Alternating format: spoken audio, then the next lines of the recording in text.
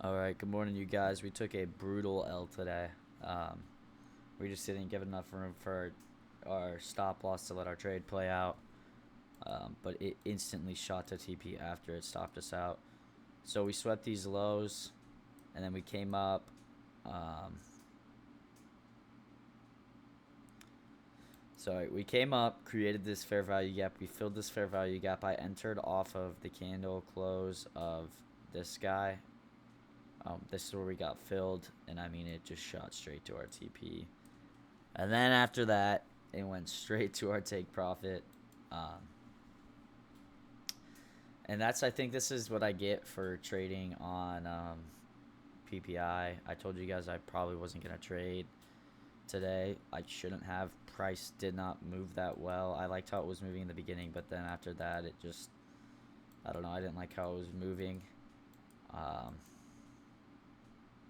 It was a little choppy right here. But then these couple of minutes, like, it was just moving really nice in my opinion. But yeah, we entered a little heavy because I liked this setup. I had a bullish bias because we are still in this hourly fair value gap too. That's why I did not want to take any shorts. But yeah, that's pretty much it. I didn't trade yesterday. That's why I didn't post any trades. But yeah, no, bad beat. Nothing much I can do about it though. This is what I get for not sticking to my rules. And yeah, I just gotta be stronger mentally, and I gotta be okay with not trading. So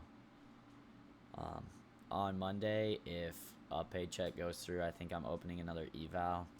I might take a couple days off this guy and just trade that eval for a bit. But yeah, no. I hope you guys have a great rest of your week. I hate ending Fridays like this. Fridays are just killer for me. I think I just need to stop trading Friday. But yeah, I'll see you boys on Monday.